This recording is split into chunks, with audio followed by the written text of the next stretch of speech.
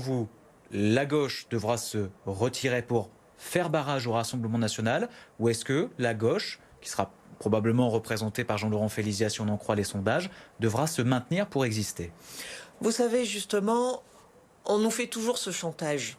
Ce chantage du Front républicain face au Rassemblement national. Pour moi, finalement, tous les partis qui ont géré, que ce soit la région ou que ce soit l'État au niveau du gouvernement, ils ont justement permis aux idées du Front national de prospérer parce qu'ils ont aggravé le chômage, parce qu'ils ont aggravé la précarité, la désespérance d'une partie de la jeunesse, la désorientation pour les partis de gauche qui, justement, s'adressaient aux travailleurs en leur disant « votez pour nous et ça changera pour vous ». En réalité, moi, je suis convaincue que pour que ça change pour les travailleurs, il faut que ce soit eux qui se mobilisent, eux qui prennent leurs affaires en main, qu'au niveau du bulletin de vote, on est toujours perdant, on vote toujours pour le moins pire. Alors choisir entre la peste et le choléra, ben pas question. Qu'est-ce que vous allez faire alors? Ben, Vous ne voterez pas par exemple pour Renaud Muselier face à Thierry Mariani? Ah ben non, nous n'avons pas voté en 2015, nous n'allons pas plus voter en 2020. Il faut ne pas se déplacer selon vous alors? Moi, je Au second dirais aux électeurs de faire ce qu'ils souhaitent, mais nous, par contre, nous n'appellerons évidemment pas à voter. Oui, c'est quand même un résultat qui est dans les scores habituels de lutte ouvrière.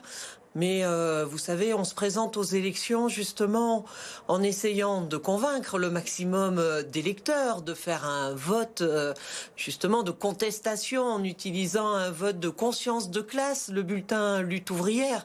Mais on sait bien que nous représentons un courant communiste révolutionnaire qui est un courant minoritaire dans la société, mais qui existe et qui n'a pas de raison de ne pas être présent dans cette période électorale. Alors justement, quel est le message que vous voulez faire passer durant cette campagne? Qu'est-ce qui vous différencie des autres listes?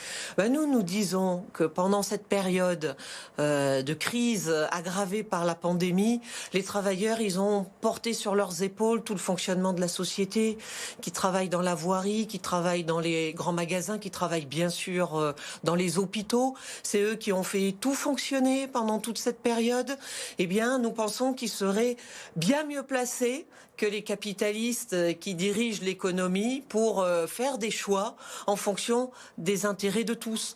À commencer par s'en prendre à ce chômage de masse en imposant la répartition du travail entre tout le monde. C'est vrai que c'est insupportable qu'il y ait des heures supplémentaires à gogo pour les uns, tandis que les autres perdent leur petit boulot, perdent leur travail saisonnier, perdent leur travail en intérim. Donc voilà, il y a du travail pour tout le monde. Il faut justement qu'il soit réparti entre tous les bras disponibles, avec des salaires qui permettent bien sûr de vivre. Et nous sommes convaincus que le club des milliardaires qui s'est encore élargi cette année, les bénéfices qui ont été affichés encore au CAC 40, 6 mois seulement après les difficultés de la pandémie, ils devraient être justement utilisés pour maintenir les emplois, augmenter les salaires, les pensions et les allocations de tous, pour une vie digne.